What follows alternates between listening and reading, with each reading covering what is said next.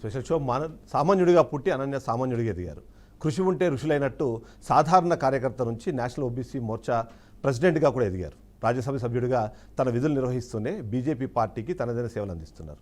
గల్లీ నుంచి ఢిల్లీ దాకా తనదైన శైలిలో రాజకీయాలు నడిపిస్తారని, అంతేకాకుండా జాతీయ రాజకీయాల్లో తనదైన మార్కు క్రియేట్ చేస్తున్నారన్నది మనందరికీ తెలిసిన మాట. ఇక ఆయన మాట సౌమ్యం, భాష మృదులం, కానీ ఆయన భావంలో మాత్రం నిగూఢార్థాలు ఉంటాయన్నది ఆయనపై ప్రజలకు ఉన్న భావన. ఆయనే మన రాజ్యసభ సభ్యులు డాక్టర్ కె లక్ష్మణ్ గారు. తను మనతో పాటు ఇవాళ బీఆర్కే స్టూడియోస్లో ఉన్నారు. తనతో ఒకసారి మాట్లాడే ప్రయత్నం చేద్దాం.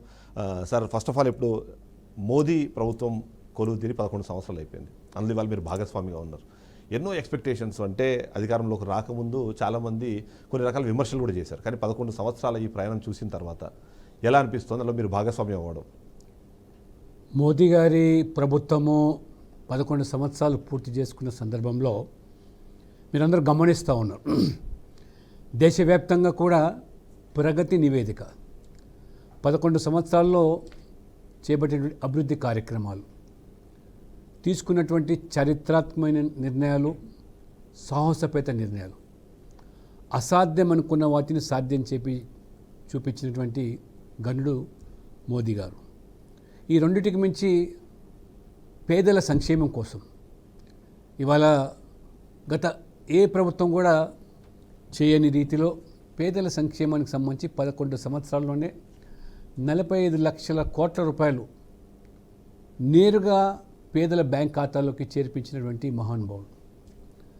గతంలో రాజీవ్ గాంధీ గారు ప్రధానమంత్రి ఉన్నప్పుడు స్వయంగా చెప్పారు, ఢిల్లీ నుంచి నేను 100 రూపాయలు పేదవాడి సంక్షేమం కోసం పంపిస్తే పేదవాడికి 15 రూపాయలు దక్కుతుంది, మళ్ళీ దళారులు మాత్రం 85 రూపాయలు కాజేస్తున్నారని చెప్పారు. అది రాజీవ్ గాంధీ పాలన, కాంగ్రెస్ మరి ప్రభుత్వ పనితీరు. ఇవాళ మోదీ గారు వచ్చిన తర్వాత 1 రూపాయి కోత లేకుండా, దళారీ వ్యవస్థ లేకుండా, ట్రాన్స్పరెంట్గా అకౌంటబిలిటీ ఏ విధంగా ఉందో 45 లక్షల కోట్ల రూపాయలు పేదల బ్యాంక్ ఖాతాలో చేర్చాడంటే, అంతకుముందు పేదలు అసలు బ్యాంక్ దరిదాపులకు వచ్చేదానికి లేదు. అటువంటి మోదీ గారు జీరో బ్యాలెన్స్తో పేదల అకౌంట్ ఓపెన్ చేయాలి అని చెప్తే కొత్తగా 60 కోట్ల మంది బ్యాంక్ ఖాతాలు తెరు, ఎప్పుడు బ్యాంకు మెట్లు ఎక్కని వాళ్ళు కూడా. దానివల్ల ఒరిగేది ఏమిటి అని ప్రత్యర్థులు విమర్శించారు. ఇవాళ నేరుగా ఏ పథకానికి సంబంధించినటువంటి మరి నిధులు, డబ్బులైనా వాళ్ళ ఖాతాలో చేరుతుంది. దట్ ఈస్ మోదీ అన్నమాట. కానీ అదే సందర్భంలో మీ పార్టీ మీద లేకపోతే మీ ప్రభుత్వం మీద వినిపించే ఆరోపణల్లో పెద్దలకు సంబంధించిన డబ్బులు ఏవైతే ఉన్నాయో లోన్లన్నింటినీ మాఫీ చేస్తున్నారు, అదానీల్ని అంబానీల్ని పెంచి పోషిస్తున్నారు తప్ప పేదలకు పెద్దగా ఒరుగుతున్నది ఏం లేదు, కేవలం ఈ ప్రకటనలకే పరిమితం అవుతున్నాయి అన్నది కూడా ఒక ఆరోపణ మీద వినిపిస్తుంది. దానికి ఏమంటారు?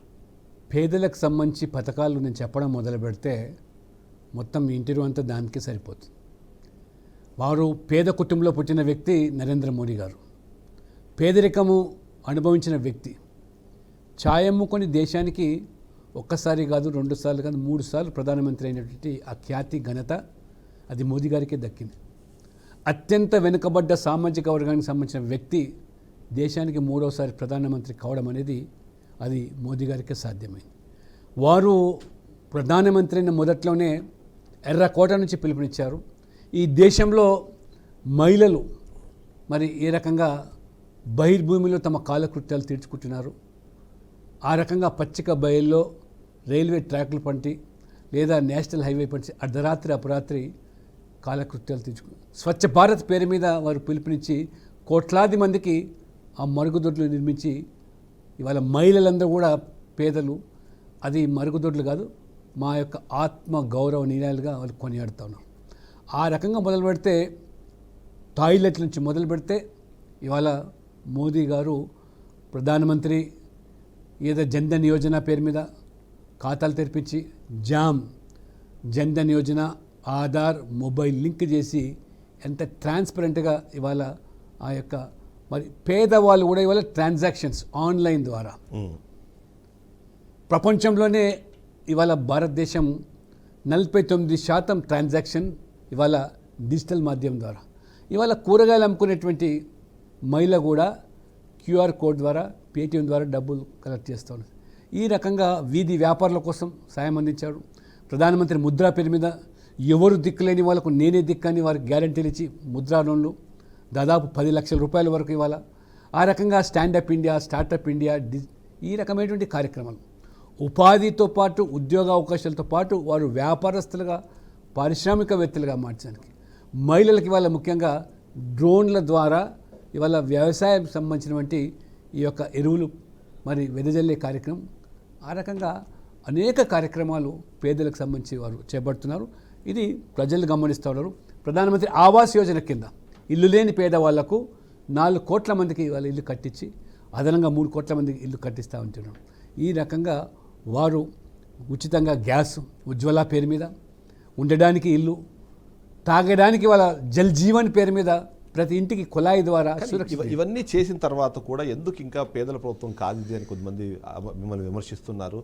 అంబానీలు, అదానీలకు సంబంధించి కానివ్వండి, ఈ మధ్యకాలంలో కొన్ని వేలాది కోట్ల రూపాయల ఎన్పిఎల్ని మీరు తీసేయడం, అంటే దాటిని తీసేయడం మీద కూడా ఎక్కువ ఆరోపణలు వినిపిస్తున్నాయి. అంబానీ, అదానీలు కొత్తగా వారు కాంట్రాక్టులు చేపడుతున్నది ఏం కాదు. కాంగ్రెస్ హయాంలో కూడా వారు వ్యాపారవేత్తలు, పారిశ్రామికవేత్తలు, ఏది కూడా అదనంగా ప్రత్యేకంగా వారికి ప్రభుత్వం ద్వారా వారికి కల్పించిన సదుపాయాలు లేదు, సౌకర్యాలు ఏదైనా ఉంటే వాళ్ళు నేరుగా విమర్శించవచ్చు, కానీ ప్రశ్నించడానికి దానికి ఏదైనా తార్కాణం ఉండాలి. మీరు అటువంటిది ఏదైనా జరిగి ఉన్నట్టయితే మీరు న్యాయస్థానాలు ఆశ్రయించవచ్చు, కానీ కేవలం బురద జల్లే కార్యక్రమం తప్పితే ఇతరత్ర కాదనేది. ఇవాళ అభివృద్ధి పేరు మీద మోదీ గారు వచ్చిన తర్వాత నేషనల్ హైవేస్, రోడ్వేసు, రైల్వేసు, ఆ రకంగా ఎయిర్వేసు, వాటర్ వేస్, ఎంత అభివృద్ధి, 11 లక్షల కోట్ల రూపాయలు ఒక సంవత్సరంలోనే ఇన్ఫ్రాస్ట్రక్చర్ మీద ఖర్చు పెట్టి ఆ రకంగా దాని ద్వారా ఉపాధి కల్పించడం, అసెట్స్ క్రియేట్ చేయడం, ఈ రకంగా ఒక విజనరీ నాయకుడిగా మీరు చూసారు. ప్రపంచమంతా కూడా కరోనాలో అల్లాడిపోతూ ఉంటే ఒక భారతదేశంగా నిలదొక్కుని స్వతహాగా ఇవాళ మరి వ్యాక్సిన్ తయారు చేయించి శాస్త్రజ్ఞులకు మనోబలాన్ని పెంచి ప్రభుత్వం ఆర్థికంగా సాయం చేసి ప్రపంచానికి కూడా ఇవాళ వ్యాక్సిన్ సరఫరా చేసినటువంటి ఖ్యాతి భారతదేశానికి దక్కుతున్నది. ఇవాళ నరేంద్ర మోదీ గారు 100 కోట్లపై ఈ దేశంలో 140 కోట్ల మందికి 3 సార్లు ఉచితంగా వ్యాక్సిన్ ఇచ్చిన దేశం ఏది ఉందండి? అది నరేంద్ర మోడీ గారి ప్రభుత్వం. నరేంద్ర మోడీ గారు అధికారంలో రాకపూర్వం 2014 పూర్వం ఒక ఆర్థికవేత్త, ఈ దేశానికి ప్రధానమంత్రి మన్మోహన్ సింగ్ గారు. కానీ భారతదేశం 11వ ఆర్థిక దేశంగా ప్రపంచం నిలబడ్డది. కానీ అనతి కాలంలోనే నా India is suppose to the 4th largest economic country in the world. Near ఫ్యూచర్లో 3rd లార్జెస్ట్ కంట్రీగా మారబోతున్నది. అదే రకంగా వికసిత్ భారత్ సంకల్పం బై 2047, అంటే మనకు స్వాతంత్రం వచ్చి 100 సంవత్సరాలు పూర్తి చేసుకునే సందర్భంలో ఈ ప్రపంచంలో నెంబర్ 1గా ఉండాలని చెప్పి ఇవాళ జపాన్ లాంటి దేశాలను అధిగమించి ఆర్థికంగా ఒక స్టేబుల్ ఎకానమీ, ఇన్ఫ్రాస్ట్రక్చర్ మీద, అంటే కేవలం ఉచితాలు పంపిణీ చేసి ఓట్ల రాజకీయం కాకుండా ఈ రకంగా ఇన్ఫ్రాస్ట్రక్చర్ మీద పెట్టుబడులు పెట్టి ఆస్తులు క్రియేట్ చేసి భావి తరాలకు సంపదన మరి సృష్టించినటువంటి వ్యక్తిగా ఇవాళ మొత్తం ప్రపంచం కొనియాడుతున్నదండి. ఇవాళ ఆర్థికంగా 4వ స్థానానికి రావడం అంటే మొత్తం ప్రపంచమంతా అతలాకుతలం అయిపోయింది. కోవిడ్ తర్వాత అనేకమైన ఇబ్బందులు, ఇవాళ ఉక్రెయిన్ రష్యా యుద్ధం, ఇవన్నీ కూడా అధిగమించి ఈ రకంగా అదే సందర్భంలో ఆపరేషన్ సింధూర్ పేరుతో జరిగిన ఆ మొత్తం ఘటన ఏదైతే ఉందో అందులో ప్రశంసలు, విమర్శలు 2 ఈక్వల్గా వినిపించాయి. మీరు ఆల్రెడీ పిఎస్సీ మెంబర్గా ఉన్నారు ఎక్స్టర్నల్ అఫైర్స్ కమిటీకి సంబంధించి. సో ప్రపంచవ్యాప్తంగా ఇప్పుడు భారతదేశాన్ని ఎలా చూస్తోంది అండ్ మోదీ తీసుకున్న నిర్ణయాలకు సంబంధించి అక్కడి నుంచి వస్తున్న రెస్పాన్స్ ఏంటి? మీరు చెప్పినట్టుగా పహల్గామ్లో జరిగినటువంటి సంఘటన, ఆ రోజు స్వయంగా మాది పిఎస్సీ మీటింగ్, మా చైర్మన్ కేసీ వేణుగోపాల్ గారు, మేము అక్కడే ఉన్నాం శ్రీనగర్లో. మాకు వార్త 4 గంటలకు తెలిసింది, ఆశ్చర్యపోయాం. కానీ తర్వాత సంఘటన తెలిసిన ఇంతమంది చనిపోయిన తర్వాత నరేంద్ర మోడీ గారు ఎక్కడో అరబ్లో ఉన్నటువంటి వ్యక్తి ఉఠావుటిన బయలుదేరి వచ్చి ఆ సంఘటన పూర్తిగా సమీక్షించి అమిత్ షా గారు హోంమంత్రిని పంపించి ఆ బాధితులకు మరి బాధ్యతగా నిలబడి ఏ ఉగ్రవాదులైతే ఆ చర్యలకు పాల్పడ్డారో వారిని వదిలే ప్రసక్తి లేదని చెప్పి మూతోడు జవాబు అంటారు. ఆ రకంగా వారు 15 రోజుల్లోనే ఏ రకంగా పాకిస్తాన్ మీద దాడి చేసి ఉగ్రవాద శిబిరాలను ధ్వంసం చేసి టార్గెటెడ్గా, ప్రిసైజ్గా ఆత్మనిర్భర్ భారత్ అని చెప్పామో, మనం స్వతహాగా తయారు చేసుకున్నటువంటి ఆ ఆయుధాల ద్వారా, మిసైల్స్ ద్వారా ఏ రకంగా మొత్తం శిబిరాలను ధ్వంసం చేయలే కాకుండా 100 పైగా కరుడుగట్టిన ఉగ్రవాదులను ఆ రకంగా మరి చంపి మరి ఈ యొక్క ఆపరేషన్ సింధూర్ పేరు మీద. ఎందుకంటే ఏ మహిళల యొక్క సింధూరాన్ని తొలగించారో అదే పేరు మీద మహిళలకు పెద్దపీట వేసి ఎక్కడ కూడా సామాన్య పౌరుల మీద దాడి జరగకుండా, పాకిస్తాన్ మీద కూడా యుద్ధం ప్రకటించకుండా, ఆ ఉగ్రవాదుల మీదనే, అంటే ప్రపంచం మొత్తం కూడా ఇవాళ ఏ రకంగా ఉగ్రవాదాన్ని సవాల్గా తీసుకొని ఇవాళ అందరూ కూడా అన్ని దేశాలు కూడా ఇవాళ ఉగ్రవాదంతో సతమతమవుతున్నారు. దీటైన జవాబు ఇచ్చి ఇవాళ నిలబడ్డటువంటి మనం ఈరోజు this is not an era of war. ఇవాళ పీస్, ప్రాస్పరిటీ, డెవలప్మెంట్ కోసం ఆలోచన చేసేటువంటి ప్రస్తుత కాలంలో మోదీ గారు కూడా వెంటనే పాకిస్తాన్ కోరిన వెంటనే పాకిస్తాన్ దిగివచ్చి ఆ దెబ్బకు దిమ్మ తిరిగిపోయి ఏ రకంగా వారు కాళ్ళ బేరానికి వస్తే అప్పుడు సీజ్ ఫైర్ చేశారు. కానీ దేశవ్యాప్తంగా ఎంతో కొంత పీఓకేని మరొకసారి భారత్లోకి కలిపే ప్రయత్నం జరుగుతోంది. ఇప్పుడు ఏదైతే ఆపరేషన్ సింధూర్ స్టార్ట్ అయిందో దాని ఫైనల్ లక్ష్యం అదే అనే విధంగా చాలాసార్లు మాట్లాడారు. కానీ ట్రంప్ ఒక కాల్తో యుద్ధమే ఆగిపోయింది అని తను చెప్పుకోవడము, ఆ తర్వాత వచ్చిన విమర్శలు ఇవన్నిటిని చూసినప్పుడు ఆ ఆపరేషన్ సింధూర్ లక్ష్యం నిజంగా నెరవేరిందంటారా? 100%. ఏ లక్ష్యం కోసమైతే సింధూర్ ఆపరేషన్ మనం చేపట్టాము అంటే ఉగ్రవాదులను హతం చేయాలి, ఉగ్రవాద శిబిరాలను ధ్వంసం చేయాలి, వాళ్ళ యొక్క ఎయిర్ బేస్ను ధ్వంసం చేశాము, వాళ్ళ యొక్క శిబిరాలను టార్గెటెడ్గా ఎక్కడ శిబిరాలు శిక్షణ జరుగుతుందో వాటి మీదనే, ఏ సామాన్య పౌరుల మీద మళ్ళీ జరగకుండా వాళ్ళు ఎన్ని రకాల దాడులు చేసినా ఒక్కటి కూడా సఫలం కాకుండా మన క్షిపణులు ఇవాళ మన టెక్నాలజీ నిజంగా hats off to our army, military, ఏ రకంగా వారు ఈ యొక్క యుద్ధం కాకుండా ఉగ్రవాదను హతం చేయడానికి తీసుకున్న చర్యలు మొత్తం ప్రపంచం కొనియాడుతుంది. ఇవాళ ఉక్రెయిన్, రష్యా సాధిస్తున్నది ఏమిటి? సామాన్య ప్రాణాలు పోతున్నాయి, ఆస్తి నష్టం జరుగుతూ ఉన్నది, ఏ రకంగా ఆర్థికంగా భారం విచ్ఛిన్నమవుతున్నది. అదే రకంగా మొన్న మనం చూసాం ఈ రకంగా ఇజ్రాయెల్, పాలస్తీన్ కూడా ఈ రకమైనటువంటి యుద్ధాల వల్ల పరిష్కారాలు కాదు. కానీ ఉగ్రవాదం పేరు మీద మన భారతదేశం ఆర్థిక పరిస్థితి విచ్ఛిన్నం చేయడం, ఎందుకంటే వాళ్ళ పాకిస్తాన్ కన్ను కుట్టింది. ఇవాళ శ్రీనగరు, కాశ్మీరు భారతదేశంలో అంతర్భాగం అయిపోయి 370 ఆర్టికల్ రద్దు తర్వాత అక్కడ ప్రజలు ఇవాళ హాయిగా జీవిస్తూ ఉన్నారు, ఉపాధి కలుగుతున్నది. పర్యాటకుల సంఖ్య దాదాపు 2,50,00,000 మంది సంవత్సరానికి వచ్చే పరిస్థితి అంటే అక్కడ అందరూ కూడా హాయిగా జీవిస్తున్నారు. అది చూసి జీర్ణించుకోలేక దొంగ దెబ్బ తీస్తే పాకిస్తాన్ దీటైన జవాబు ఇచ్చినటువంటి మరి ప్రభుత్వం మన మిలిటరీ, మన భారత ప్రభుత్వం. మీరు రీసెంట్లీ ఫిజీ కూడా వెళ్ళొచ్చారు పార్లమెంట్ డెలిగేషన్ నుంచి. సో దాని అవుట్కమ్ ఏంటి, వెళ్ళొచ్చిన దానివల్ల మన భారతదేశానికి వచ్చిన లాభం ఏంటి? ఫిజీలో దాదాపు 11 దేశాలు పబ్లిక్ అకౌంట్స్ కమిటీ దాన్ని శక్తివంతం చేయడానికి ఇంకా ఏ చర్యలు తీసుకుంటే బాగుంటుంది మీద జరిగిన సెమినార్లో నేను, మాతో పాటు కేసీ వేణుగోపాల్ గారు వారు చైర్మన్, నేను సభ్యుని, మన భారతదేశం నుంచి 2 ప్రతినిధులుగా అందులో పాల్గొన్నాం. 11 దేశాలు 37 మరి మంది డెలిగేట్స్ పాల్గొన్నారు, పాకిస్తాన్ సైతం కూడా. దాదాపు 3 రోజులు జరిగినటువంటి ఆ సెమినార్లో చాలా చక్కగా కేసీ వేణుగోపాల్ గారు కానీ నేను కానీ మేము పార్టీలు వేరైనా వారి ప్రతిపక్ష పార్టీకి సంబంధించిన వ్యక్తి చైర్మన్గా ఉండడం, నేను రూలింగ్ పార్టీగా ఉన్నటువంటి వ్యక్తిని సభ్యుడిగా ఉండడం ఆశ్చర్యపోయారు మిగతా దేశ ప్రజలు. ఇద్దరం కూడా ఒకే వాయిస్తో ఇవాళ పార్లమెంటులో అనేక విషయాల్లో మేము చర్చించుకుంటాం, విమర్శించుకుంటాం ఒకరి మీద, కానీ అక్కడికి వెళ్ళేసరికి భారత ప్రతినిధులుగా వి రిప్రజెంటెడ్ ఇండియా, భారత్ అండ్ మన ప్రజాస్వామికంగా ఏ రకంగా ఇక్కడ పాలన జరుగుతున్నది, పిఎస్సికి ఉన్నటువంటి అధికారాలు, పబ్లిక్ అకౌంట్స్ ఏ రకంగా, ఈ వివిధ సంస్థలు చేసే ఖర్చులను ఏ రకంగా మేము కలిసి ఆ సంస్థల మీద మరి మేము పూర్తిగా విశదీకరిస్తాము అనే విషయాలు చెప్పడం వల్ల చాలామంది ఆశ్చర్యపోయారు. ఆ రకంగా అపోజిషన్ రూలింగ్ అయినా కానీ దేశం కోసం నిలబడేటువంటి వాళ్ళు మీరైనటువంటి భావన వాళ్ళలో కలిగింది. అది గొప్ప అనుభూతిగా ఇద్దరం కూడా మేము పొందాము. అక్కడ ఇంటర్నేషనల్ ఇంత అప్రిషియేషన్ దొరుకుతుంది, కానీ తెలంగాణ రాష్ట్రానికి వచ్చేటప్పటికి కేంద్ర ప్రభుత్వం మా వైపు సీతకన్ను చేస్తుంది, మా మీద సవితి ప్రేమ చూపిస్తుంది. అందువల్ల రాష్ట్రం ఏ స్థాయిలో అయితే అభివృద్ధి చెందాలో ఆ స్థాయిలో అభివృద్ధి చెందకపోవడానికి కారణం కేవలం కేంద్ర ప్రభుత్వ విధానం అన్నది రేవంత్ రెడ్డి చేస్తున్న ఆరోపణ. దానికి ఏం సమాధానం? వాళ్ళ ఆరోపణలు ఏమైనా పస ఉందనుకుంటారా మీరు? మొన్ననే ఎన్నికలు జరిగినాయి, పార్లమెంట్ ఎన్నికలు. బీజేపీకి ఏమీ లేదు, ఎక్కడ ఉంది బీజేపీ అని వాళ్ళు కనివిపోయే రీతిలో 30% ఓటు సంపాదించాం మొన్న పార్లమెంట్ ఎన్నికలు. ఒంటరిగా పొడిచి 8 పార్లమెంటు సీట్లు సాధించాం. మీరు అధికారంలోకి వచ్చి 5 నెలలకే జరిగిన ఎన్నికల్లో మీరు 60 మంది పైగా ఎమ్మెల్యేలు గెలిచిన మీరు 8కే పరిమితమైనారు. 8 మంది ఎమ్మెల్యేలు గెలిచిన మేము 8 పార్లమెంట్ గెలిచాం.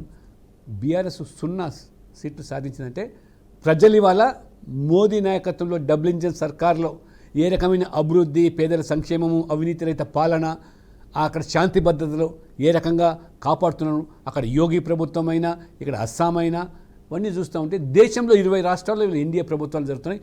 వై నాట్ తెలంగాణ అని చెప్పి ప్రజలు కూడా ఇవాళ బీజేపీ వైపు మోదీ వైపు చూస్తున్నారు. అందుకనే ఈ ఫలితాలు వస్తూ ఉన్నాయి. కానీ ఈ ఫలితాలు మీరు కావాలని కోరుకుంటున్నారు కాబట్టి వీళ్ళు ఏవైతే ఆల్రెడీ ఇప్పటికే ఒక సిగ్నేచర్ ప్రోగ్రామ్స్ అనుకుంటారు వాటికి ఎలాంటి నిధులు ఇవ్వట్లేదు. ఫర్ ఎగ్జాంపుల్ మెట్రో సెకండ్ ఫేజ్కి సంబంధించిన దాన్ని డెవలప్మెంట్ని మీరు పట్టించుకోవట్లేదు. 4th సిటీ చొప్పున పేరుతో ఒక ఫ్యూచర్ సిటీని మేము నిర్మించాలని ప్రయత్నం చేస్తున్నారు. RRRకి సంబంధించి కూడా పూర్తి స్థాయిలో మాకు అనుకున్నంత స్థాయిలో మాకు కేంద్ర ప్రభుత్వం నుంచి అండ దొరకట్లేదు అన్నది వాళ్ళ రాష్ట్ర ప్రభుత్వం చెప్తుంది. అంటే మీరు ఫ్యూచర్లో ఇక్కడ అధికారంలోకి రావాలని ఇప్పుడున్న ప్రభుత్వాన్ని మీరు ఏమైనా నిర్వీర్యపరుస్తున్నారు అన్నది చాలా మందిలో ఉన్న ఒక ప్రశ్న. ఒకటి మీరు గమనించండి, అల్లవి కాని హామీలు ఇచ్చి ఈరోజు 8 లక్షల కోట్ల అప్పు ఉంది అని తెలిసి మీరు రేవంత్ రెడ్డి గారు ఎన్నికల ముందు అన్ని ఉచితాలు అడిగిన వారికి అన్నీ కూడా ఉచితంగా ఇస్తామని, కానీ ఇవాళ మీరు గ్యారంటీల పేరు మీద హామీల పేరు మీద 420 హామీలు ఇచ్చారు. మరి బోగస్ గ్యారంటీలు ఇచ్చి ప్రజలను మోసం, రైతులు మోసం చేశారు, మహిళలను మోసం చేశారు, యువతను మోసం చేశారు, నిరుద్యోగులను ఏ రకంగా మీరు పెన్షన్లు పెంచుతామన్నారు, రైతు భరోసా అన్నారు, 15,000 అన్నారు, 12,000 కుదించారు. ఇవన్నీ కూడా మీరు ఇచ్చిన హామీలు నిలబెట్టుకోలేకుండా ప్రజల దృష్టి మళ్లించడానికి ఇవాళ మా మీద బుడ్డ జల్లే కార్యక్రమాలు చేస్తున్నారు. 12 లక్షల కోట్ల రూపాయలు ఈ రాష్ట్రానికి నిధులు కల్పించాం. ఒక్క ఉదాహరణ చెప్తాను మీకు. ఉమ్మడి ఆంధ్రప్రదేశ్లో రైల్వే బడ్జెట్ 880 కోట్లు ఉమ్మడి ఆంధ్రప్రదేశ్కు. ఇవాళ 2 రాష్ట్రాలు విడిపోయిన తర్వాత మోదీ గారి ప్రభుత్వం కేవలం తెలంగాణకు మాత్రమే 7,800 కోట్ల రూపాయలు రైల్వే బడ్జెట్, 9,000 కోట్ల రూపాయలు ఆంధ్రప్రదేశ్కి ఇచ్చింది. ఇవాళ రైల్వే పేరు మీద అత్యంత ఆధునికంగా సికింద్రాబాద్ రైల్వే స్టేషన్, వరంగల్లో ఇవాళ వ్యాగన్ మరి కోచ్ ఫ్యాక్టరీ ఏ రకంగా ఇవాళ అక్కడ ఏర్పాటు చేస్తున్నాము. అదే రకంగా 40 రైల్వే స్టేషన్లు ఆధునీకరిస్తూ ఉన్నాం. మొత్తం 100% విద్యుతీకరణ చేశాం. ఈ రకంగా రైల్వేకు మాత్రమే ఇన్ని నిధులు కల్పించామంటే మీ హయాంలో మీరు రాష్ట్రంలో అధికారులు ఉన్నారు, కేంద్రంలో అధికారులు ఉన్నారు. మీరు బీఆర్ఎస్ కలిసి చట్టపట్టాలు వేసుకున్నారు. యూపీఏ ఇచ్చింది ఏమి నిధులు 880 కోట్లు మొత్తం ఆంధ్రప్రదేశ్కు. చివరికి నేను చెప్పబోతే ఆశ్చర్యం కలుగుతుంది. ఈ మెదక్ పార్లమెంట్ నుంచి ఇందిరాగాంధీ గెలిచి ప్రధానమంత్రి అయింది, కానీ ఒరగబెట్టింది ఏమిటి మెదక్ జిల్లాకు? కనీసం ఒక రైల్వే స్టేషన్ ఇవ్వలేకపోయారు మీరు. కానీ ఇదే మోదీ గారు ఇవాళ మా ప్రభుత్వం లేకపోయినా తెలంగాణ ప్రజల ప్రయోజనాల కోసం Medak railway station, Siddipet railway station, ఇవాళ కొమరవెల్లి రైల్వే స్టేషన్ 75 సంవత్సరాల స్వాతంత్ర దేశంలో ఆ ప్రజల కళ సాకారం చేసింది మోదీ గారు. ఏం చేసిరంటే ఇది ఒక మచ్చగా మనం చెప్తున్నాం. కాబట్టి ఇవాళ నేను చెప్పుకుంటూ పోతే ఈ రాష్ట్రంలో నేషనల్ హైవేస్ 1,10,000 కోట్ల రూపాయలు హైవేస్. అసలు తెలంగాణకు జాతీయ రహదారులే చాలా అరుదు. అటువంటిది ఇవాళ నేషనల్ యావరేజ్కు సమానంగా ఇవాళ జాతీయ రహదారులు కల్పించామంటే అది నితిన్ గడ్కరీ గారు, మోదీ గారి ప్రభుత్వమే ఈ జాతీయ రహదారులు కల్పించింది. ప్రధానమంత్రి గ్రామీణ సడక్ యోజన కానివ్వండి, రోజుకు ఇవాళ దేశవ్యాప్తంగా 32 కిలోమీటర్లు రోడ్లు విస్తరణ జరుగుతూ ఉన్నది ఇవాళ. కానీ కేంద్ర ప్రభుత్వంలో మీరు అధికారంలో ఉన్నారు, రాష్ట్ర ప్రభుత్వంలో అధికారంలో ఉన్న పార్టీని కాదని మీకు 8 ఎంపీ సీట్లు ఇవ్వడం కానివ్వండి, 2 కేంద్ర మంత్రులు ఇక్కడ ఉండి రాజ్యసభ సభ్యులుగా మీరున్నారు, లాంగెస్ట్ పార్లమెంట్ బోర్డు మెంబర్గా మీరుండి కూడా తెలంగాణ రాష్ట్రానికి అనుకున్నంత స్థాయిలో నిధులు తీసుకురావడంలో ఫెయిల్ అయ్యారు. అందువల్లనే కొన్ని అభివృద్ధి కార్యక్రమాలు వెనకపడిపోతున్నాము అన్నది ఇవాళ ఇక్కడ ఉన్న కాంగ్రెస్ ప్రభుత్వం చేస్తున్న మరొక ఆరోపణ. మీరు ఇచ్చినటువంటి ఉచితాలకు ఇవాళ మీకు ఎంతవరకు పోతున్నారు రేవంత్ రెడ్డి గారు? మాకు బ్యాంకులు ఎవరు అప్పులు ఇస్తలేరు, ఈ పాటికి అప్పుల కుప్పగా మారిపోయిన తెలంగాణ. నేను ఢిల్లీకి వెళ్తే నన్ను చెప్పులెత్తుకుపోయేవాడిగా చూస్తున్నానని చెప్పి ఎంత అబాసు పాలైనాడో. కాబట్టి కేవలం అధికారం కోసం, ఓట్ల కోసం ఏ రకంగా దిగజారి అనేది తెలంగాణ ప్రజలు గమనిస్తారు. అదే ఇవాళ ఉత్తరప్రదేశ్ చూడండి, మహారాష్ట్ర చూడండి, గుజరాత్ చూడండి, అదే రకంగా అస్సాం చూడండి. బీజేపీ పాలిత రాష్ట్రాల్లో అభివృద్ధి, అదే రకంగా సంక్షేమం 2 కళ్ళ మాదిరిగా సమపాలలో డెవలప్మెంట్ అండ్ వెల్ఫేర్. అంతేగాని మీరు వెల్ఫేర్కు ఫ్రీబీస్కు తేడా లేకుండా ఆ లక్ష్మరేఖ దాటేసి ఓట్ల కోసం ఇచ్చిన హామీలు నిలబెట్టుకోలేక ఇవాళ ప్రభుత్వం యొక్క భూములు అమ్మకాలకు పెట్టి చివరికి హైదరాబాద్ సెంట్రల్ యూనివర్సిటీ భూముల అమ్మకానికి పెడితే నేను పార్లమెంట్లో నిలదీస్తే ఇవాళ ఆ హైకోర్టు మొట్టకాయలు వేస్తే వెనుకంజ వేశారు. అంటే భావి తరాల సంపదను మీరు ఇవాళ అమ్మకానికి పెట్టడము, భవిష్యత్ తాకట్టు పెట్టి అధికారం రేవంత్ రెడ్డి గారికి ఎవరిచ్చారని చెప్పి ఇవాళ ప్రజలు ప్రశ్నిస్తున్నారు. కాబట్టి మీరు నిరుద్యోగులకు 2 లక్షల ఉద్యోగాలు ఇస్తామన్నారు మొదటి సంవత్సరంలోనే. ఇవ్వకపోతే మేము వారికి నిరుద్యోగ భృతి కింద 4,000 రూపాయలు ఇస్తామన్నారు. ఎక్కడ పోయింది ఇవాళ? రాహుల్ గాంధీ ఎక్కడ ఇవాళ? రాహుల్ గాంధీ వచ్చి ఆ రోజు బ్రహ్మాండమైన ఉపన్యాసం చేసి నేను ఉండే ప్రాంతంలో అశోక్ నగర్లోనే ఆ సిటీ సెంట్రల్ లైబ్రరీలో వచ్చి నిరుద్యోగులు రెచ్చగొట్టి ఓటు సంపాదించుకున్నారు. ఇవాళ ఇచ్చింది ఏమిటి? చేసింది ఏమిటి? ఏ రకంగా మోసం చేస్తున్నారు, దగా చేస్తున్నారు, ఉద్యోగాలు అడిగితే లాఠీలు జులిపిస్తున్నారు, వాళ్ళని జైల్లో పంపిస్తున్నారు. కానీ మీరు సబ్కా సాత్ సబ్కా వికాస్ అన్నారు, కానీ ఎన్డీఏ భాగస్వామ్య పక్షాల అధికారంలో ఉన్న రాష్ట్రాలు, ఫర్ ఎగ్జాంపుల్ ఆంధ్రప్రదేశ్, బీహార్ లాంటి ప్రాంతాలకు ఇస్తున్న నిధులు మీకు సాత్గా లేని తమిళనాడు లేకపోతే తెలంగాణ, కర్ణాటక లాంటి ప్రాంతాలకు ఇస్తున్న నిధులకు సంబంధించి వ్యత్యాసం చాలా భారీగా ఉంది, అది కనిపిస్తోంది. మీరు సబ్కా సాత్ సబ్కా వికాస్ అన్నారు, కానీ మా సబ్కా సాత్ మీరు ఎక్కడ ఇస్తున్నారు అన్నది మరొక మాట వినిపిస్తుంది. గతంలో మాదిరిగా కాంగ్రెస్ ఏ రకంగా విపక్ష ప్రభుత్వాల మీద వేటు వేసేదో, 356 ఆర్టికల్ను ఏ రకంగా దుర్వినియోగపరిచిందో, ఇందిరాగాంధీ గారు ఒక రాత్రి 9 మరి ప్రతిపక్ష ప్రభుత్వాలు కూలగోసిందో, ఆ రకంగా 100 పై సార్లు 356 ఆర్టికల్ అబ్యూజ్ చేసి ప్రతిపక్ష ప్రభుత్వాలు కూలగొట్టారు. కానీ ఇవాళ మేము అధికారం లేకున్నా, మాకు ఎమ్మెల్యేలు ఇక్కడ పెద్దగా లేకపోయినా 11 సంవత్సరాల 12 లక్షల కోట్లు ఇచ్చాము.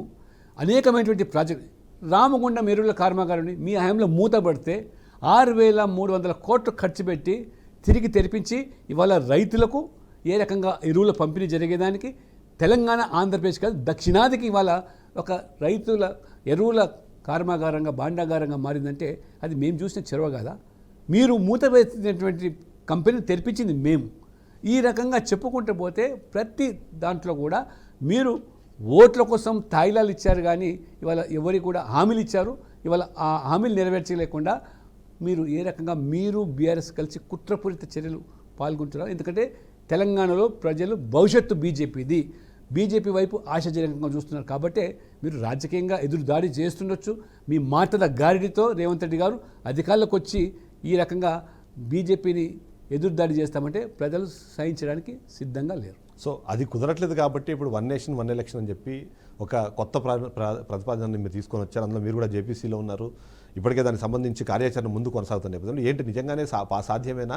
2027 2034 అసలు ఏంటి, అసలు జమిలీ ఎన్నికల సాధ్యాసాధ్యాల మీద మీ ఒపీనియన్ చెప్పండి. అంటే స్వాతంత్రం వచ్చిన తర్వాత ఇది మొదటిసారి కాదు జమిలీ ఎన్నికలు జరిగేది. మీరు అన్నట్టుగా జాయింట్ పార్లమెంట్ కమిటీలో ఒకే దేశం ఒకే ఎన్నికల సభ్యుడిగా నేను చూస్తున్నాను, గమనిస్తాను. స్వాతంత్రం వచ్చిన తర్వాత మనకు 52, 57 ఆ రకంగా 62, 67 వరకు కూడా ఏకకాలంలో ఎన్నికలు జరిగినాయి. అదే సందర్భంలో ఇందిరాగాంధీ, కాంగ్రెస్, నెహ్రూ గారు ఏ రకంగా విపక్ష ప్రభుత్వాలను పడగొట్టి ఆ రకంగా ఎన్నికలను తారుమారు చేయడం వల్లనే జరిగింది. ఇప్పుడు ప్రజాధనం దుర్వినియోగం అవుతున్నది. ఆ రకంగా అధికార యంత్రం కూడా ఎన్నికల పేరు మీదే మొత్తం తన కాలం గడిచిపోతున్నది. నేను మొన్న హర్యానాకి వెళ్ళాం, జేపీసీ అంతా కూడా. ఆ ప్రభుత్వంతో చర్చ చేసేటప్పుడు ఆ ముఖ్యమంత్రి చెప్పాడు మాకు, నేను ముఖ్యమంత్రి అయినది 1.5 సంవత్సరం అయినాను.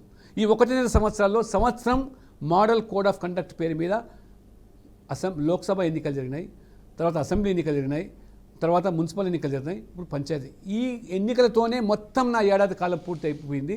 నేను ఎక్కడ అభివృద్ధి చేయాలా, పేదల సంక్షేమ పథకాలు ఏ రకంగా అమలు చేయాలి, ఇవైనా ఇబ్బందులు ఉన్నాయి.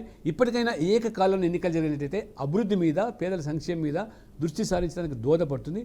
పైపెచ్చు ఇవాళ పోలీసులు కానీ లేదా అధికార యంత్రం కానీ ఓటర్ లిస్ట్ నుంచి మొదలుకుంటే ఇవాళ టీచర్లు కానివ్వండి లేదా పంచాయతీలో పనిచేసే వాళ్ళందరూ కూడా పూర్తిగా ఆ ప్రజల అవసరాలు తీర్చడంలో మరి పనులు వదిలేసి కేవలం ఎన్నికల పనుల మీదే దృష్టి సారించే పరిస్థితి వస్తుంది. కాబట్టి ప్రతి ఎన్నికకు మోడల్ కోడ్ ఆఫ్ కండక్ట్, ఆ రకంగా తడవకు ఎన్నికలు రావడం, ప్రజలకు భారంగా మారడం లేదా అధికార యంత్రాంగానికి భారంగా మారడం, పోలీసులు కూడా శాంతి భద్రత కాపాడడం భారంగా మారడం. కాబట్టి ఇవన్నీ జరుగుతున్నాయి. ఖచ్చితంగా మీరు అన్నట్టుగా ఇవాళ ఏదైతే జనగణన జరుగుతున్నదో, జనగణన తర్వాత ఈ యొక్క సెన్సస్ జరిగిన తర్వాత అండ్ ఫస్ట్ టైం అది కూడా చెప్తున్నాను, క్యాస్ట్ బేస్ సెన్సస్ మీరు కాంగ్రెస్ ఏ రకంగా మోసం చేశారు. నెహ్రూ నుంచి నిలిపేశాడు. బ్రిటిష్ కాలంలో జరిగింది క్యాస్ట్ సెన్సస్, కానీ నెహ్రూ గారు వచ్చిన తర్వాత నిలిపేశారు. ఇప్పుడు రాహుల్ గాంధీ రాజ్యాంగం పుస్తకం పెట్టుకొని వాళ్ళ రాజ్యాంగం గురించి, రిజర్వేషన్ గురించి, ఇవాళ కులగ నుంచి మాట్లాడుతారు. అదే మీ కుటుంబంలో నుంచి 3 వ్యక్తులు దేశానికి ప్రధానమంత్రులు అయి చెయ్యని పనిని వాళ్ళ మోదీ గారు చేస్తున్న కులగణన, దాన్ని స్వాగతించి ఆదరించాల్సింది పోయి మీరు ఏ రకంగా వాళ్ళ కోడిగుడ్డు ముందు ఈకలు బిక్కే ప్రయత్నం చేస్తున్నారు. కాబట్టి ఇవాళ ఈ యొక్క సెన్సస్ తర్వాత ఖచ్చితంగా పార్లమెంట్ దానికి క్రెడిట్ రాహుల్ గాంధీకి ఇవ్వాలి. ఎందుకంటే మేము వైపు కర్ణాటకలో చేశాము, తెలంగాణలో ఇప్పుడు బీసీలకు సంబంధించి కులగణన చేశాము, దాని కంటిన్యూషన్లోనే ఇప్పుడు కేంద్ర ప్రభుత్వము తప్పక ఆ పరిస్థితిని క్రియేట్ చేసింది కాంగ్రెస్ పార్టీ అనేది ఇవాళ కాంగ్రెస్ పార్టీ చెప్తుంది. ఆడలేక మధ్యలో కర్ణాటకలో చేసి ఒరగబెట్టింది ఏమిటి? మీరు కర్ణాటకలో మీరు 300 కోట్లు ఖర్చు పెట్టి సర్వే చేసి ఎందుకు దాన్ని పబ్లిష్ చేయలేదు? మీ పార్టీలో ఉన్న వాళ్ళే అభ్యంతరం వ్యక్తం వల్ల చేయలేదని ఒకసారి మల్లికార్జున ఖర్గే గారు చెప్పారు. తెలంగాణ చేసింది ఏంటంటే తెలంగాణ రోల్ మోడల్ అంటారు. తెలంగాణ చేసింది ఏంటి? అంతకుముందు 51% ఉన్న బీసీలను 46%గా చూపించారు. కొత్తగా ఇప్పుడు ముస్లిం బీసీలు 10% అని చెప్తున్నారు. ఇది రోల్ మోడలా? అంటే ముస్లింలందరినీ కూడా బీసీ జాబితాలో చేర్చి బీసీల హక్కులను కాలవేయడం, బీసీ అధికారులను, బీసీల యొక్క రిజర్వేషన్లను ఆ రకంగా తన్నుకుపోయేదానికి దోహదపడమే ఈ ఓటు బ్యాంక్ రాజకీయాలు మీది. ఆ రకంగా మీరు వీళ్ళు చేయడానికి ఏమాత్రం కూడా భారతీయ జనతా పార్టీ ఒప్పుకోదు. ముస్లింలలో కూడా పేదరికం ఉంది, సామాజిక వివక్ష ఉంది. ఆ వర్గాలను ఆ పార్టీకే మండల్ కమిషన్ ద్వారా కానివ్వండి, గత ప్రభుత్వాలు 3-4 కులాలను బీసీలు చేర్పించారు. కానీ ఇవాళ 12% ముస్లిం జనాభా ఉంటే 10% బీసీలు అంటే ఇవాళ బీసీలు ఎక్కడ పోవాలి? ఇవాళ హైదరాబాదులో జిహెచ్ఎంసీ ఎన్నికల్లో, లోకల్ బాడీ స్థానిక సంస్థల ఎన్నికల్లో 50 డివిజన్లు మోహన్ బాబు స్వర్గీయ ఎన్టీ రామారావు 33.33% రిజర్వేషన్ లోకల్ బాడీలో బీసీలకు ఇస్తే 50 డివిజన్లు 150లో బీసీలకు ఉంటే ఆ బీసీ డివిజన్లలో ఇవాళ దాదాపు మరి 32 మంది ముస్లిం బీసీలు, 18 మంది మాత్రం మిగతా హిందువులు. అంటే ఎక్కడ జరుగుతున్నది ఇవాళ? అంటే మొత్తం అప్పనంగా బీసీల పేరు మీద ముస్లింలకు అప్పగించడమే మీ విధానం కాబోతుంది. కాబట్టి ఓట్ల కొట్టి కోసం ఇది రోల్ మోడల్ దేశం ఒప్పుకునేదానికి సిద్ధంగా లేదు. ఇవాళ క్యాస్ట్ బేస్డ్ సెన్సెస్ శాస్త్రీయ పద్ధతుల్లో ఇవాళ ఒక జ్యుడిషియరీ స్క్రూటీలో నిలబడే విధంగా ఇవాళ మోదీ ప్రభుత్వం సెంట్రల్ సెన్సస్ యాక్ట్ ద్వారా చేయబోతున్నాం. ఇవాళ రేవంత్ రెడ్డి గారు చేసింది అది సర్వే మాత్రమే. ఇవాళ సెన్సస్ అనేది అది కేంద్ర పరిధిలో ఉండేటువంటి ఆ యొక్క అంశం. దాన్ని మొదటిసారిగా మోదీ ప్రభుత్వం చేయడం నిజంగా హ్యాట్స్ ఆఫ్ టు మోడీ గారు అనేది ఇవాళ ప్రజలు. బీసీలకు 42% రిజర్వేషన్ ఇచ్చే ప్రయత్నం కాంగ్రెస్ పార్టీ చేస్తుంటే కేంద్ర ప్రభుత్వంలో అధికారంలో ఉన్న బీజేపీ, ఇక్కడ బీసీ సీఎం నినాదం తీసుకున్న బీజేపీ అక్కడ మాకు రెస్పాండ్ అవ్వట్లేదు, మేము తీసుకొద్దామన్న ఈ చట్టాన్ని కానికుండా ఆపుతున్నారు అన్నది మరొక వర్షం వినిపించే ప్రయత్నం చేస్తారు. ఒకటి, అసెంబ్లీలో 42% రిజర్వేషన్లు మీరు స్థానిక సంస్థల్లో ప్రవేశపెట్టినప్పుడు బలపరిచింది, ఆమోదం చేపించింది భారతీయ జనతా పార్టీ. మీరు ఎన్నికల ముందు హామీని ఇచ్చారు 42% రిజర్వేషన్ అమలు చేస్తారు. ఇప్పుడు కేంద్ర పరిధిలోకి ఎందుకు వస్తున్నది ఆ విషయం? మీరు చట్టం తీసుకొచ్చారు, వెంటనే జీవో ఇచ్చి అమలు చేయండి. ఇప్పుడు కేంద్రానికి పంపిస్తున్నాం లేదా 9th షెడ్యూల్ అని చెప్పి మీరు ఏమాత్రం కూడా మీరు చేసిన సర్వేను అసెంబ్లీలో పబ్లిక్ డొమైన్లో పెట్టకుండా, దానిని కులాల వారీగా సామాజిక వర్గాలుగా పబ్లిష్ చేయకుండా, ఏ సామాజికం ఎంత ఉన్నదో చెప్పకుండా కేవలం మీరు రాజకీయం చేశారు. ఒక రాజకీయ అస్త్రంగా దీన్ని మార్చుకుంటున్నారు తప్పితే చిత్తశుద్ధి ఉన్నట్టే 42% అమలు చేయాలి. మీరు ఇవాళ 50% సీలింగ్ ఉంది అంటే మీకు హామీ ఇచ్చే ముందు తెలియదా? ఎన్నికల ముందు మేనిఫెస్టోలు పెట్టిన ముందు తెలియదా? ఇవాళ మీరు కేంద్రానికి మీరు రాష్ట్రపతికి పంపించి కేంద్రం వైపు చూస్తామంటే ఎట్లా సాధ్యమవుతుంది ఇవాళ? కాబట్టి మీరు మోసం చేస్తూ ఉన్నారు. ఇవాళ బీసీలకు ఇవాళ డిమాండ్ చేస్తున్నది 42% రిజర్వేషన్లతోనే స్థానిక సంస్థలు ఎన్నికలు నిర్వహించాలి. ఏ రకంగా మీరు మాట ఇచ్చారో ఆ రోజు కేంద్రంతో సంప్రదించి మీరు హామీ ఇచ్చారా? కాబట్టి మీరు చేసినటువంటి ఈ దగా మోసాన్ని బీసీలు సహించరు. కర్రు గాల్చి వాత పెట్టడానికి ఇవాళ బీసీలందరూ కూడా సిద్ధంగా ఉన్నారు. సో తెలంగాణ రాష్ట్ర కొత్త అధ్యక్షులు ఏంటి, ఆ నియామకానికి సంబంధించి ఆయనతో వర్క్ చేసే విధానం కానివ్వండి, ఫ్యూచర్ ఎలా ఉండబోతుంది తెలంగాణ రాష్ట్రం? ఒకటి, బీజేపీలో మాత్రమే ఏ రాజకీయ నేపథ్యం లేని కుటుంబం నుంచి వచ్చే వ్యక్తులు మాత్రమే మిగతా ప్రాంతీయ పార్టీలో, కాంగ్రెస్ పార్టీలో వాళ్ళు అధ్యక్షులు అయ్యే అవకాశం. ఇవాళ ఎటువంటి రాజకీయ నేపథ్యం లేని కుటుంబం నుంచి వచ్చిన ఒక సామాన్య కార్యకర్త, ఒక అడ్వకేటు, విద్యార్థి పరిషత్తు, ఆర్ఎస్ఎస్తో ఇవాళ పూర్తిగా భావజాలంతో పనిచేసే వ్యక్తి కార్యకర్తకు అవకాశం ఇచ్చారు. ఖచ్చితంగా ఇవాళ భారతీయ జనతా పార్టీలో సమిష్టి నిర్ణయాలు, సమిష్టి నాయకత్వంతోనే పార్టీ ముందుకు పోతుంది తప్పితే ప్రెసిడెంటే సర్వస్వం కాదు, ప్రెసిడెంటు మాత్రమే అన్ని నిర్ణయాలు తీసుకోడు. ఇది సమిష్టి నిర్ణయాలు, సమిష్టి ప్రపంచంలో అది పెద్ద పార్టీ. నేను ఇవాళ నేషనల్ రిటర్నింగ్ ఆఫీసర్, 10 లక్షల పోలింగ్ బూత్ కమిటీలు ఎన్నిక దానికి నేను దానికి బాధ్యుని. దాదాపు 18,000 ఇవాళ మండల కమిటీలు, ఆ రకంగా 37 రాష్ట్రాల్లో ఇవాళ కమిటీలు వేసి జాతీయ అధ్యక్షుని ఎన్నిక కూడా నిర్వహించే బాధ్యత ఇవాళ మోదీ గారు నాకు అప్పగించారు, మా పార్టీ అధ్యక్షుడు నడ్డా గారు అప్పగించారంటే ఒక సామాన్య కార్యకర్త ఇంత గురుతర బాధ్యత ఇవ్వడం అనేది నిజంగా నేను తెలుగువాడిగా, తెలంగాణవాడిగా గర్వపడుతున్నాను. అది బీజేపీలో మాత్రమే సాధ్యమైన విషయాన్ని కూడా నేను చెప్తాను. ఇవాళ ఒక సామాన్య కార్యకర్త ఆల్ ఇండియా ప్రెసిడెంట్ కావచ్చు, ఒక సామాన్య కార్యకర్త ప్రెసిడెంట్ ఆఫ్ ఇండియా కావచ్చు, ప్రైమ్ మినిస్టర్ ఆఫ్ ఇండియా కావచ్చు, అది బీజేపీలో సాధ్యం. కానీ మీ పార్టీలో నెహ్రూ కుటుంబమా లేదా బీఆర్ఎస్లో కేసీఆర్ కుటుంబమా, కుటుంబాలకే పరిమితమైన మీ సామాజిక న్యాయం ఇవాళ భారతీయ జనతా పార్టీ సబ్కా సాత్ సబ్కా వికాస్ అన్నప్పుడు ఇవాళ ఒక ఆదివాసీ మహిళ రాష్ట్రపతి అవుతుంది, ఒక దళితుడు కార్యకర్త రాష్ట్రపతి కాగలుగుతారు, ఒక అత్యంత వెనుకబడ్డ వ్యక్తి కార్యకర్త ఇవాళ ప్రైమ్ మినిస్టర్ కాగలుగుతాడు, ఒక పార్టీ ప్రెసిడెంట్ కూడా కాగలుగుతాడు. అది భారతీయ జనతా పార్టీకి ఉన్నట్టు. కానీ అదే సందర్భంలో ఆర్ఎస్ఎస్ భావజాలం ఉంటే తప్ప ఇక్కడ బీజేపీ ప్రెసిడెంట్గా అయ్యే అవకాశం లేదు. ఎందుకంటే గత కొంతకాలంగా మనం విన్న పేర్లలో ఈటెల రాజేందర్ కానివ్వండి, ధర్మపురి అరవింద్ కానివ్వండి, మీ పేరుతో సహా చాలామంది పేర్లు వచ్చాయి. కానీ ఈ బీసీలను కాదని మరొక ఓసీ వ్యక్తికి అధ్యక్ష పదవి ఇవ్వడం వెనకాల జరిగిన మంత్రాంగంలో మీరు కూడా భాగస్వామి అయ్యారు అన్నది కూడా ఒక ఆరోపణ వినిపిస్తుంది. వాస్తవాలు కాదు, నేను ఒక రేషనల్ రిటర్నింగ్ ఆఫీసర్, నా ప్రమేయము నా అభిప్రాయాలు ఉండవు. కానీ ఇవాళ ఎవరు సమర్థులు, ఎవరు అందరిని కలుపుకొని పోయి పనిచేస్తారు, కానీ ఫలానా భావజాలం ఉంటేనే ఇవాళ అధ్యక్షులు అవుతారు అనేది కూడా వాస్తవం. ఇవాళ అస్సాం ముఖ్యమంత్రి కాంగ్రెస్ నుంచి వచ్చిన వ్యక్తి అస్సాంకు ముఖ్యమంత్రి అయినాడు. అటువంటి ఉదాహరణలు ఉన్నాయి. కాబట్టి ఖచ్చితంగా భారతీయ జనతా పార్టీ పాత కొత్త కలయికలతో మోదీ గారి అజెండా, మోదీ గారి సంకల్పం వికసిత భారత్, వికసిత్ తెలంగాణ మార్చాలంటే బీజేపీ వల్లనే అనేటువంటి అభిప్రాయం తెలంగాణలో వ్యక్తం చేస్తున్నారు. తెలంగాణ ప్రజల ఆకాంక్షలు నెరవేర్చడానికి అందరినీ కూడా కలుపుకోనే ఒక వ్యక్తి అనేటువంటి కార్యకర్తకు అవకాశం ఇచ్చింది. కాబట్టి మా అందరి బాధ్యత ఇవాళ అందరం కలిసి ఈ తెలంగాణలో అధికారం తీసుకురావడమే లక్ష్యంగా మేము పనిచేస్తాం. కానీ ప్రస్తుతం బీజేపీ పరిస్థితి ఎలా ఉందంటారు రాష్ట్రంలో? ఎందుకంటే జిహెచ్ఎంసీ ఎలక్షన్లు రాబోతున్నాయి, స్థానిక సంస్థల ఎన్నికలు రాబోతున్నాయి. సో కొత్తగా ఇప్పుడు ఒక ప్రెసిడెంట్ వచ్చారు. సో ఆయన కార్యాచరణ రాష్ట్రంలో ఎలా ఉండబోతుందంటారు? ఇప్పుడు మీరు చూడండి, పార్లమెంట్ ఎన్నికల తర్వాత ఈ రాష్ట్రంలో వచ్చింది 3 కౌన్సిల్ ఎన్నికలు, ఎమ్మెల్సీ ఎన్నికలు, గ్రాడ్యుయేట్స్, టీచర్స్. కాంగ్రెస్ ఉన్న సిట్టింగ్ సీట్ ఓడిపోయింది. బీఆర్ఎస్ పార్టీ అభ్యర్థులు పెట్టే దుస్థితి, పెట్టలేని దుస్థితి. ఇవాళ మేము 3 చోట్ల పార్టీ పరంగా పోటీ చేస్తే 2 గెలిచాం. మొదటిసారి కూడా ఆ 2 సీట్లను మేము సాధించామంటే బీజేపీని ప్రజలు ఏ రకంగా ఆదరిస్తున్నారో తెలంగాణలో ఇది ఒక ఉదాహరణ మాత్రమే. ఖచ్చితంగా రేపు గ్రేటర్ హైదరాబాద్లో మేయర్ సీట్ కైవసం చేసుకోవడమే లక్ష్యంగా మేము పనిచేస్తాం. ఖచ్చితంగా హైదరాబాదు ఇవాళ గోల్కొండ మీద కాషాయ జెండా ఎగరడమే భారతీయ జనతా పార్టీ కార్యకర్తల యొక్క సంకల్పం. బీజేపీ బీఆర్ఎస్ కలిసి పనిచేస్తుందని కాంగ్రెస్ కాదు, బీజేపీ కాంగ్రెస్ కాదని రేవంత్ రెడ్డి కలిసి పనిచేస్తున్నారని బీఆర్ఎస్, ఇలాంటి ఆరోపణలు వినిపిస్తున్న నేపథ్యంలో అసలు ఏంటి బీజేపీ పార్టీ సొంతంగా ఎదగకుండా ఆ పార్టీ నుంచి ఈ పార్టీ నుంచి బయటకు వచ్చే వాళ్ళని కలుపుకొని నెక్స్ట్ అధికారంలోకి రావాలన్న ప్రయత్నం చేస్తుంది అన్నది ఒక ఆరోపణ వినిపిస్తుంది. ఇవాళ మోదీ విధానాలు నచ్చి, మోదీ నాయకత్వం నచ్చి, ఇవాళ బీజేపీ సిద్ధాంతపరంగా ఈ దేశానికి అవసరమని భావించి ఎవరు పార్టీలు చేరడానికి వచ్చినా తప్పకుండా వాళ్ళని స్వాగతిస్తాం. ఖచ్చితంగా రేపు బీఆర్ఎస్ కాంగ్రెస్ గతంలో ఏ రకంగా కలిసి ఎన్నికల్లో పోటీ చేసి రాష్ట్రంలో కేంద్ర అధికారాలు పంచుకున్నారో ఎటువంటి ఇవాళ భారతీయ జనతా పార్టీ బీఆర్ఎస్తో ఎన్నడూ కూడా మరి ఎన్నికల్లో కలిసి పోటీ చేసిన దాఖలాలు.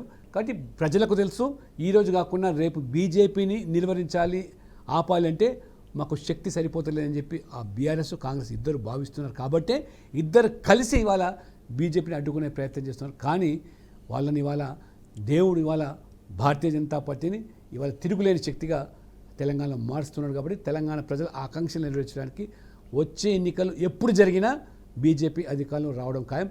20 రాష్ట్రాల్లో వచ్చిన పార్టీ తెలంగాణ ఎందుకు రాదు, ఎందుకు కాదు, వై నాట్ తెలంగాణ అంటే ఆలోచనతో అందరికి ఇచ్చారు మీరు అధికారం, ఒక్కసారి బీజేపీకి ఇవ్వండి అవకాశం అనే నిదానంతో మేము ప్రజల్లోకి వెళ్తున్నాం. సో క్రమశిక్షణకి మారుపేరుకి ఎప్పుడు మనం బీజేపీ పార్టీ చేస్తాం. ఈ మధ్యకాలంలో విభేదాలు అవన్నీ బాహాటంగా బహిరంగంగా మాట్లాడుకుంటున్నాం. ఫర్ ఎగ్జాంపుల్ హిందుత్వ భావజాలంతో నడిచే రాజా సింగ్ లాంటి వాళ్ళు కూడా ఇవాళ బయటకు వచ్చి మాట్లాడే సిచ్యువేషన్ వచ్చింది. ఏంటి గతంతో పోలిస్తే ఏమైనా మార్పులు వచ్చాయి? కేవలం దీన్ని ఈ రాష్ట్ర అధ్యక్షుడి ఎన్నిక వరకు మాత్రమే మనము చూడాలంటారా? అంటే పార్టీ పెరుగుతూ ఉన్నప్పుడు అనేక వర్గాల నుంచి, ప్రాంతాల నుంచి అనేక విధమైన ఆలోచనతో కూడుకున్న వ్యక్తులు పార్టీలో రావడం సహజం. కాబట్టి పార్టీ యొక్క విధానాలు పట్ల ఇవాళ నిజంగా ఎవరైనా ఆ విధమైనటువంటి వ్యాఖ్యలు చేస్తుంటే ఖచ్చితంగా పార్టీ అధిష్టానం దాని మీద ఆలోచిస్తుంది. క్రమశిక్షణకు మారు పేరు బీజేపీ. క్రమశిక్షణను కాపాడేదానికి అందరం కూడా కలిసి చర్యలు తీసుకున్నాం, కఠినంగా ఉంటాం. పార్టీ ఏదన్నా అంతర్గతంగా ఉంటే చర్చించుకునే వేదికలు చాలా ఉన్నాయి, అక్కడ చర్చించుకోవచ్చు, నిర్ణయాలు తీసుకోవచ్చు. నాయకత్వం యొక్క కార్యకర్తల యొక్క అభిప్రాయాల మేరకే మనం పార్టీ ముందుకు పోతుంది తప్పితే. కాబట్టి బయట మాట్లాడడం, మీడియాలో పార్టీని చిన్నదిగా చూపించడం ఏమాత్రం కూడా మంచిది కాదనేది సాంప్రదాయం బీజేపీ. సో నేషనల్ రిటర్నింగ్ ఆఫీసర్గా ఉన్నారు మీరు. సో నేషనల్ ప్రెసిడెంట్ ఎవరయ్యే అవకాశం ఉంది? ఆ మొత్తం ఆ యాక్టివిటీ అంతా ఎలా జరుగుతుంది? ఇప్పటి వరకు 10 లక్షల పోలింగ్ బూతుల్లో 70% అంటే 7 లక్షల పైగా పోలింగ్ బూతులు కమిటీలు అయిపోయినాయి. 17,000 మండల కమిటీలో 15,000 మండలాల్లో కమిటీలు చాలా ప్రశాంతంగా విజయవంతంగా జరిపాం. అదే రకంగా 1093 జిల్లా కమిటీల్లో దాదాపు 800 జిల్లాపై కమిటీలు అయిపోయినాయి. 37 రాష్ట్రాల్లో ఆర్గనైజేషన్ పరంగా ఉన్న మాకు ఇవాళ 27 రాష్ట్రాల్లో ఎన్నికలు అయిపోయినాయి. ఇంకా 9 రాష్ట్రాలు మిగిలి ఉన్నాయి. ఉత్తరప్రదేశ్, గుజరాత్, మణిపూర్, ముంబై, ఆ రకంగా హర్యానా, ఢిల్లీ. ఇవి పూర్తయిన వెంటనే ఆల్ ఇండియా ప్రెసిడెంట్ కూడా అవుతారు. ఆల్ ఇండియా ప్రెసిడెంట్ ఎవరు అవుతారనే దానికి ఒక సామాన్య కార్యకర్త కూడా దశాబ్దాలుగా పార్టీలో పనిచేసి పార్టీ సిద్ధాంతాలు కట్టుబడిన వ్యక్తి ఖచ్చితంగా అయ్యే అవకాశం ఉంటుంది. ఎవరనేదే కాలం నిర్ణయిస్తారు. సో ఫైనల్ పాయింట్ చెప్పండి, తెలంగాణ ప్రజలు బీజేపీ నుంచి ఇంకేం ఎక్స్పెక్ట్ చేయొచ్చు? రాబోయే ఎన్నికల నేపథ్యంలో చాలా స్ట్రాంగ్గా వెళ్తున్నారు. సో ఆ నేపథ్యంలో నెక్స్ట్ వచ్చే ఎలక్షన్స్ ఎలా ఉండబోతున్నాయి, ప్లస్ మీరేం చెప్తారు? అవినీతి రహిత పాలన, కుటుంబ రహిత పాలన, ఇవాళ అభివృద్ధికి, పేదల సంక్షేమానికి పెద్దపీట వేస్తూ చారిత్రాత్మకమైనటువంటి సాహసపేత నిర్ణయాలు తీసుకునేటువంటి అవకాశం బీజేపీ వల్లనే ఉంది. ఎందుకంటే మీరు చూశారు, రాముడు జన్మించినటువంటి అయోధ్యలో భవ్యమైన రామందిర నిర్మాణం, 370 ఆర్టికల్ భారత రాజ్యాంగాన్ని అవరోధంగా మారినటువంటి అంశాన్ని మోదీ గారు తీసుకున్నటువంటి నిర్ణయం. అదే రకంగా ముస్లిం మహిళలకు త్రిబుల్ తలాక్ చట్టం కానివ్వండి, వక్ఫ్ లాంటి బిల్లుల వల్ల పేద ముస్లింలకు జరుగుతున్న అన్యాయం పట్ల ఇటువంటి సాహసపేత నిర్ణయాలు తెలంగాణలో కూడా తీసుకునే అవకాశం బీజేపీకి మాత్రమే ఉందని ప్రజలు భావిస్తున్నారు. కాబట్టి ప్రజల ఆకాంక్షలకు ఆలోచనకు అనుగుణంగా పార్టీని మేము ముందుకు తీసుకెళ్తాం. బీసీ ముఖ్యమంత్రి నినాదం ఎలాగో ఉంది. లక్ష్మణ్ గారు ఆ రేస్లో ఏమైనా ఉన్నారా? పార్టీ ఆదేశాల మేరకు లక్ష్మణ్ గారు పనిచేస్తారు. ఒక క్రమశిక్షణ కలిగిన కార్యకర్త.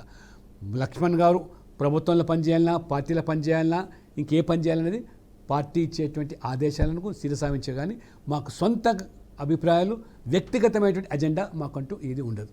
Right, thank you very much. మీరు చెప్పినందుకు ఓవరాల్గా చూస్తే మాత్రం సబ్కా సాత్ సబ్కా వికాస్ అని అందరినీ కలుపుకొని వెళ్ళేదే బీజేపీ పార్టీకి సంబంధించి, ఎన్డీఏ ప్రభుత్వానికి సంబంధించిన ఒక విధానంగా ఉంది. కాబట్టి ఆ విధానాన్ని కంపల్సరీ కంటిన్యూ చేస్తాం. అదే సందర్భంలో ఎప్పుడూ చూడని ఒక అభివృద్ధి అన్నది ఇప్పటికే దేశంలో ఉంది, దాన్ని కంటిన్యూ చేస్తామన్నదే లక్ష్మణ్ గారు చెప్తున్నారు.